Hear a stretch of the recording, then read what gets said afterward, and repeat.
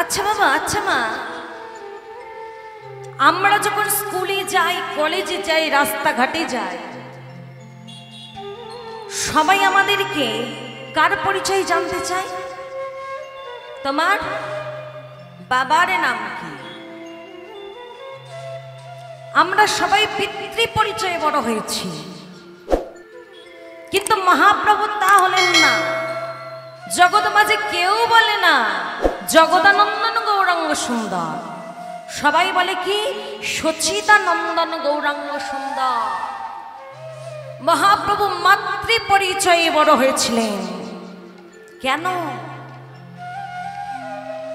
দৃষ্টান্ত স্বরূপ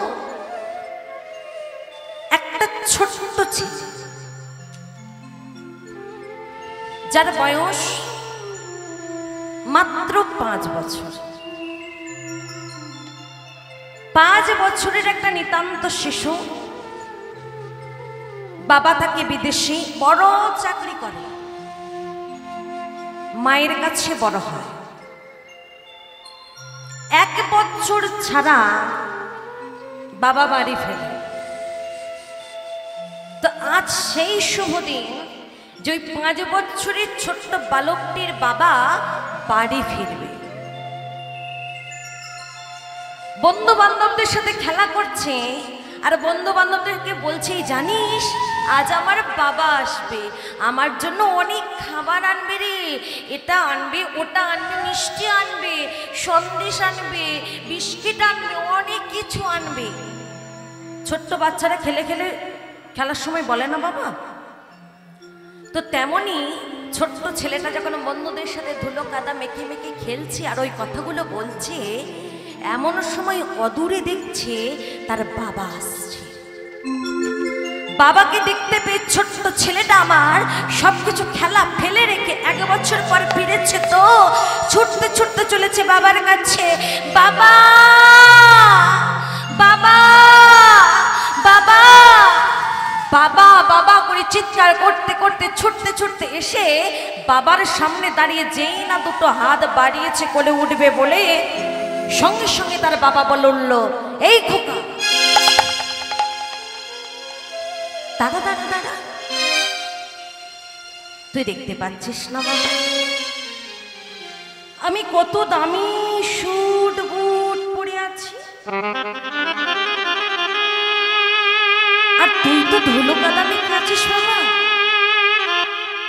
এই অবস্থায় তুই যদি আমার কোলে উঠিস, তাহলে যে আমার এই দামি স্যুট বুটটা নোংরা হয়ে যাবে। তাই বলি কি, তুই তোর মায়ের কাছে যা, তোর মাকে গিয়ে বল তোর মা যেন তোকে পরিষ্কার করে দেয়, আর তোর মা তোকে পরিষ্কার করে দিলেই আমি তোকে কোলে নিয়ে ঘুরতে যাব। ছোট্ট ছেলে বাবা, 5 বছর বয়স, সে তো আর বোঝে না, সে তো আর কিছু জানে না।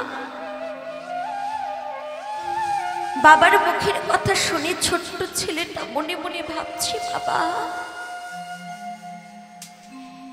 1 বছর পর তুমি বাড়ি এলে, আমি কত আশা নিয়ে তোমার কাছে ছুটে এলাম একটুখানি তোমার কোলে উঠবো বলে, তুমি আমাকে কোলে নিলে না বাবা। কেন বাবা? আমি ধুলো কাদা মেখে আছি বলে, আর তুমি দামি স্যুট বুট পরে আছো, তোমার স্যুট বুটটা নোংরা হয়ে যাবে বলে। আচ্ছা বেশ, আমি মাকে এক্ষুনি গিয়ে বলবো, মা যেন আমাকে তাড়াতাড়ি পরিষ্কার করে দেয়, পরিষ্কার করে দিলে তুমি আমাকে নিয়ে ঘুরতে যাবে তো? ঠিক আছে, আমি মাকে গিয়ে এক্ষুনি বলবো, মা আমাকে যেন তাড়াতাড়ি পরিষ্কার করে দেয়। ছোট্ট ছেলেটা আমার বাবা বাড়ি ফিরবার আগে ছুটতে ছুটতে মায়ের কাছে চলেছে। মা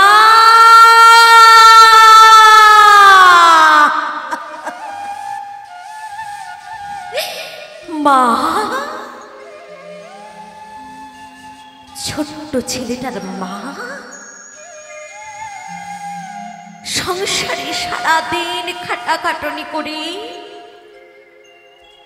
সবে মাত্র অন্নের থালাটা নিয়ে বসেছে দুটো অন্ন সেবা করবে বলে। কি গো মা, আপনারাও তো সবাই মা, একটুখানি চিন্তা করো, একটুখানি অনুভব করো এই নারী জীবনটা কত কষ্টে, কত দুঃখে, কত নির্মম একটা জীবন, যে জীবনে অর্ধেকটা দিন কেটে যায় বাবা মার আশ্রয়ে, বাবা মাকে আশ্রয় করে, ভাই বোনকে আশ্রয় করে, বন্ধু বান্ধব আত্মীয় স্বজনদেরকে আশ্রয় করে। কিন্তু এমন একটা দিন এলো যেদিন আমার বাবা আমার নয়, আমার মা আমার নয়, আমার ভাই আমার নয়, আমার বোন আমার নয়, আমার বন্ধু বান্ধব আমার নয়, আমার আত্মীয় স্বজন আমার নয়, আমার গোত্র আমার নয়, আমার পদবী আমার নয়। আমার গোত্র বদলে গেল, আমার পদবী বদলে গেল। বাপের বাড়িতে যেভাবে চলতাম শ্বশুর বাড়িতে চলতে পারবো না, শাশুড়ি মাকে বলতে পারবো না, শাশুড়ি মা আপনি আমায় ভালোবাসতে পারেন না, আপনার থেকে আবার মা আমাকে বেশি ভালোবাসে, বলতে পারবো না। এমনই নিষ্ঠুর, এমনই নির্মম নারী জীবন। শুধু কি আমরা, শুধু আমরা নই মা, যুগে যুগে প্রত্যেকটা নারীকে দিচ্ছে। কেন জানেন? ভালোবেসে।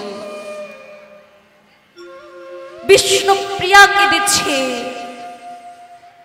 মাত্র 14টা বছর বয়সে পিতা মাতাকে ছেড়ে চলে এসেছিল স্বামীর কাছে। কি অপরাধ ছিল না, মহাপ্রভুকে একটু ভালোবেসেছিল, শ্রী চৈতন্যকে একটু ভালোবেসেছিল, এই কি ছিল তার অপরাধ? তাই কি তাকে কাঁদতে হয়েছিল? 14 বছর বয়সে স্বামী হারা হয়ে ওই নদিয়া নবদ্বীপ ধামের মুখে। শুধু কি তাই? আরো আগে ফিরে যা, এ রাধারানী, যে রাধারানী গোবিন্দকে এত এত এত ভালোবেসেছিল, যে রাধারানী গোবিন্দকে ভালোবেসে বিধাতা পুরুষকে তিরস্কার করে বলেছিল, হে বিধাতা পুরুষ, কেন তুমি আমার চোখেতে পলক দিলে? তুমি যদি আমার চোখে পলক না দিতে,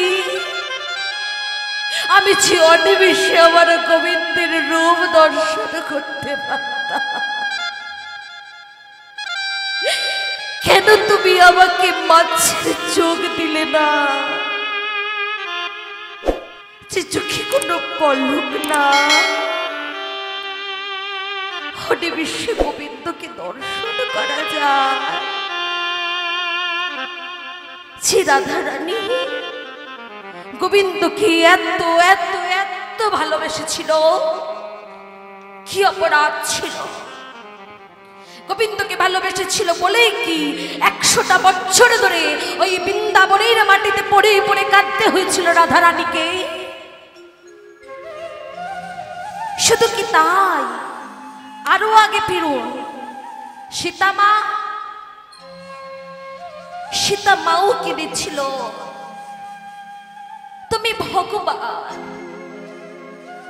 তোমার ঘরের ঘরণী আমি যদি তোমার ঘরের ঘরণী হই, আমি যদি ভগবানের ঘরের ঘরণী হই, তাহলে কেন তুলে নিয়ে গেল আমাকে রাক্ষসেরা? কেন নিপীড়িত হতে হয়েছিল আমাকে রাক্ষস দ্বারা? বলো কেন কেন কেন? তো বাবা, যিনি ভগবানের স্ত্রী, ভগবানের ঘরের ঘরণী, যে ভগবানের কথা এই জগৎ চলে, সেই ভগবান কি জানতো না আজ আমার স্ত্রী চুরি হয়ে যাবে? সব জানতো, সব জানতো। তবু সীতা মা যখন বলল, ওই দেখো স্বামী, ওই সোনার হরিণটা আমার চাই, ওই সোনার হরিণটা আমাকে ধরে এনে দাও, ভগবান ছুটেছিল সোনার হরিণের পিছনে। ভগবান কি জানতো না সোনার হরিণ হয় না? কিভাবে সোনার হরিণ হয়? সোনার পাথর বাটি হয়, ঘোড়ার ডিম হয়? হয় না। সোনা যদি হবে, পাথর কি করে হবে? সোনার হরিণও হয় না মা। তবু সীতা মা যখন বলেছিল স্বামী আমায় সোনার হরিণ ধরে দাও, ভগবানে জানতো এক মায়াবী রাক্ষস, তবু ছুটে গিয়েছিল সোনার হরিণ ধরতে। আর এদিকে সীতা মা হরণ হয়ে গেছিল। এই হরণের পিছনে কারণ ছিল বাবা, কারণ ভগবান রাবণপুরী ওই লঙ্কাকে উদ্ধার করবার জন্যই কিন্তু বনবাস এসেছিল।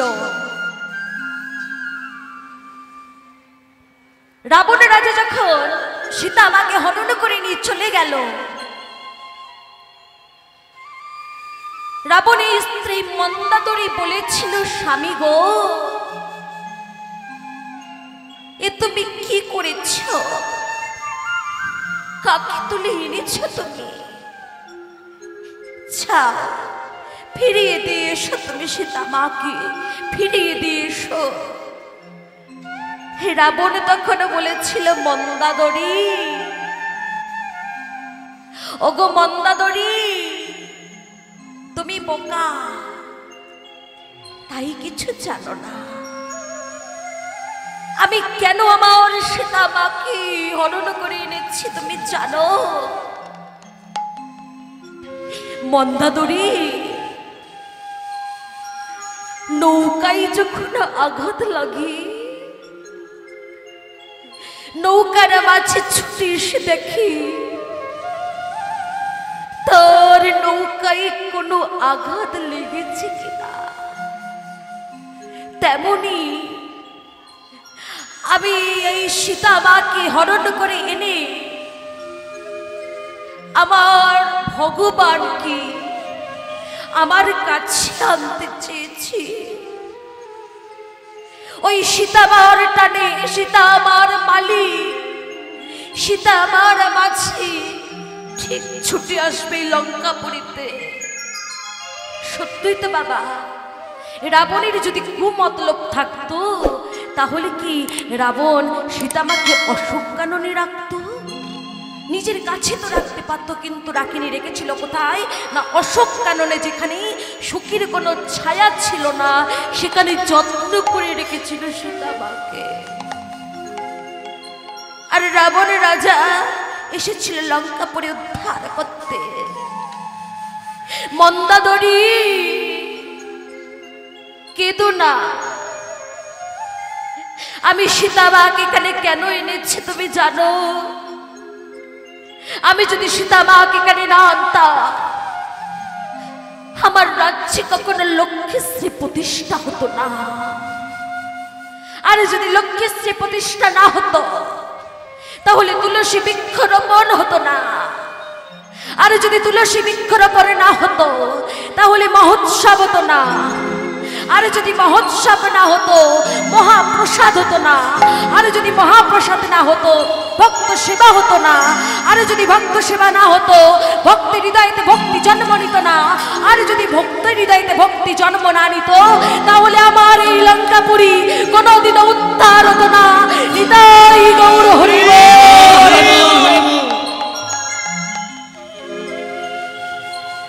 কিন্তু না মন্দাদরী, দেখো আমি কাঁদছি না, তবে আমি কাঁদবো কবে জানো? যেদিন আমার ভগবান আসবে আমার এই লঙ্কাপুরীতে, তখন যদি আমার রাজ্যেতে জল না থাকে, আমি যে আমার নয়নে জলে যুগলে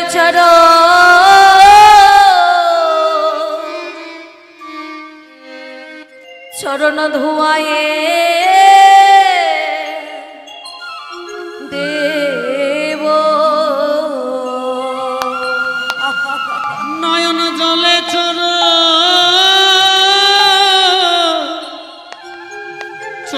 ধুয়ে দেব, নয়নে জলে যুগল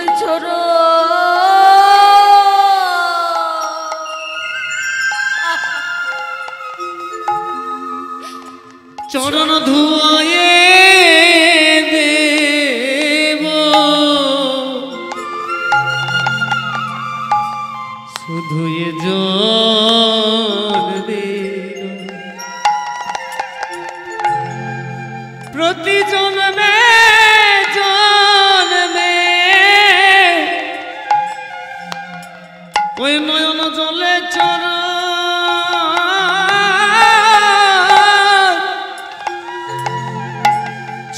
ধুয়ে দেব,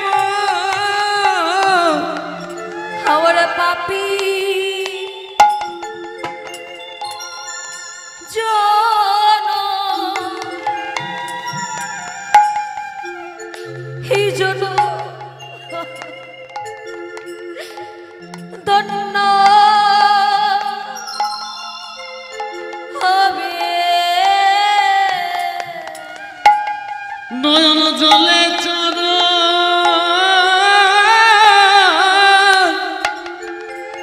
চরণ ধুয়ে দেব,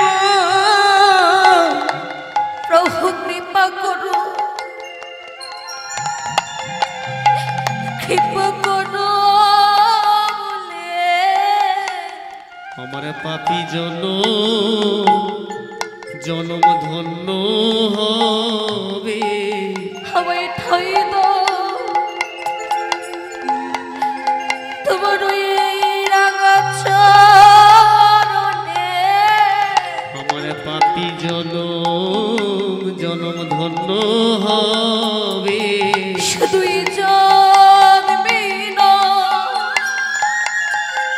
প্রতি জন্মে জন্মে আমার পাপী ধন্য হবে, প্রভু তোমায় ছাড়া আমি কিছু জানি না, ওই আমার পাপী ধন্য হবে, ওই চরণে আমায় ঠাই দিও, আমার পাপী ধন্য হবে, আমি চরণ ছাড়া করুণ শুধু জন্মে নয় জন্মে জন্মে আমার পাপি তোমরা উদ্ধার হবে, শুধু এ জন্মে নয় জন্মে জন্মে ঠাই দাও রাঙা চরণে, তোমার ওই চরণে শরণ নিলাম, জন্মে নয় জন্মে জন্মে তোমার ওই চরণে শরণ নিলাম, তোমায় ছাড়া কিছু জানি না এ হরি বল, হরি বল, জন্মে জন্মে ওই চরণে শরণ নিলাম, জন্মে জন্মে শরণ নিলাম, জন্মে জন্মে নয়ন জলে চরণ ধুয়ে দেব, যুগে যুগে প্রতিটা নারী কেঁদেছে,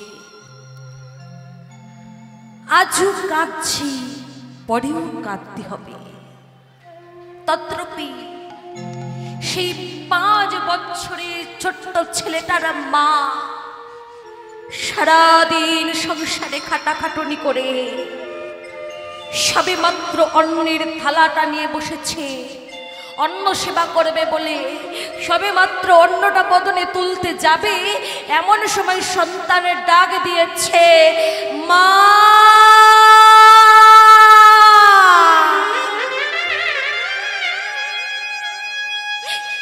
মা, ও মা তুমি কোথায়?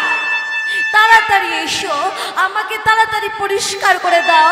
ও মা তুমি কোথায়? ছোট্ট ছেলেটার মা সন্তানের নয়নে জল দেখে অন্যের থালাটা রেখে সন্তানকে বলছে, হ্যাঁ রে খোকা, হ্যাঁ রে কি হয়েছে তোর? তুই কাঁদছিস কেন? তোর চোখে জল কেন? তোকে কেউ মেরেছে বাবা? কেউ বকেছে বাবা? না মা না। তাহলে তুই কাঁদছিস কেন?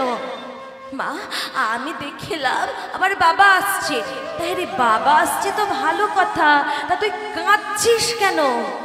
বাবা বাবা কি বলেছে জানো মা? বলেছে আমি নাকি নোংরা হয়ে আছি, আমি নাকি ধুলো কাদা মেখে আছি, আমি যদি বাবার কোলে উঠি বাবার স্বামীর শরীরটা নোংরা হয়ে যাবে, তাই আমাকে বলেছে তুমি আমাকে তাড়াতাড়ি পরিষ্কার করে দাও। অত কথা বলার আমার সময় নেই, তাড়াতাড়ি পরিষ্কার করে দিলে বাবা এসে আমাকে ঘুরতে নিয়ে যাবে। সন্তানের মুখের কথা শুনে মা আমার অন্যের থালাটা রেখে ছুটে গিয়ে সন্তানকে বুকের মাঝে জড়িয়ে ধরেছে। খোকা খোকা, হেরে খোকা, তোর বাবা তোকে কথা বলেছে? হ্যাঁ মা বলেছে তো। তুমি দাও না, তাড়াতাড়ি পরিষ্কার করে দাও না আমাকে। ঠিক আছে বাবা, আমি এক্ষুনি তোকে পরিষ্কার করে দিচ্ছি। মায়ের আর খাওয়া হলো না, সারাদিনের পর বসেছিল অন্যের থালাটা নিয়ে। মা আবার অন্যের থালা রেখে সন্তানকে ধুয়ে মুছে পরিষ্কার করে ভালো জামা কাপড় পরে এবার স্বামীর সামনে দাঁড়িয়ে বলছে, হ্যাঁ গো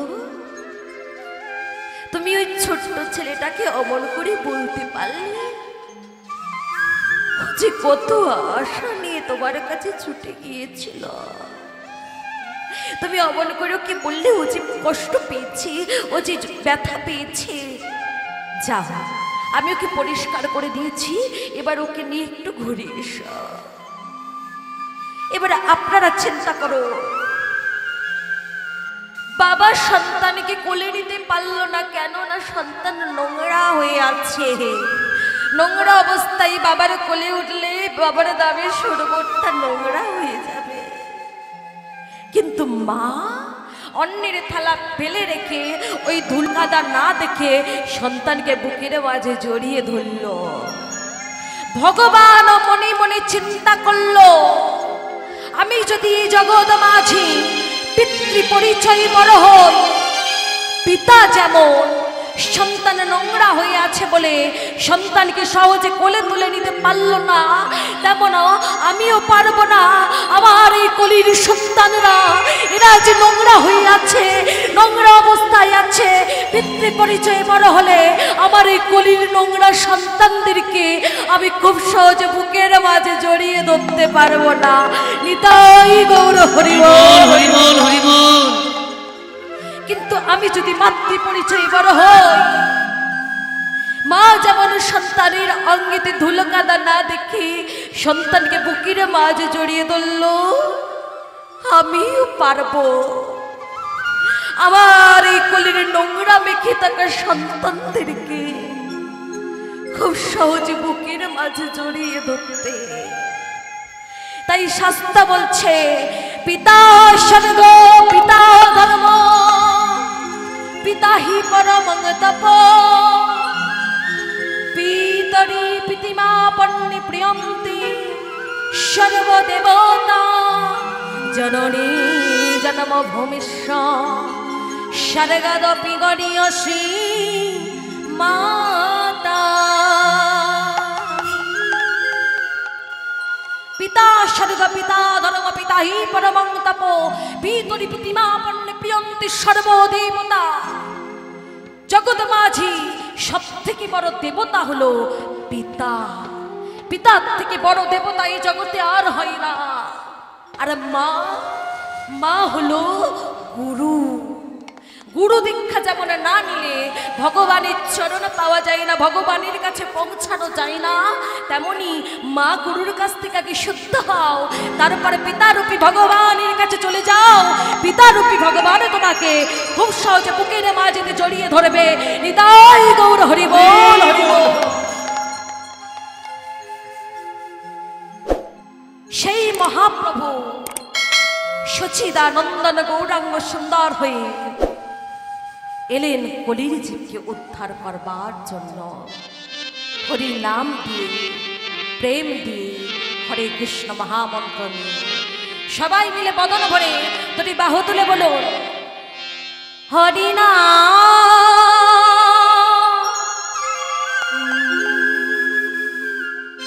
কৃষ্ণ নাম গেয়ে যা আবিরা।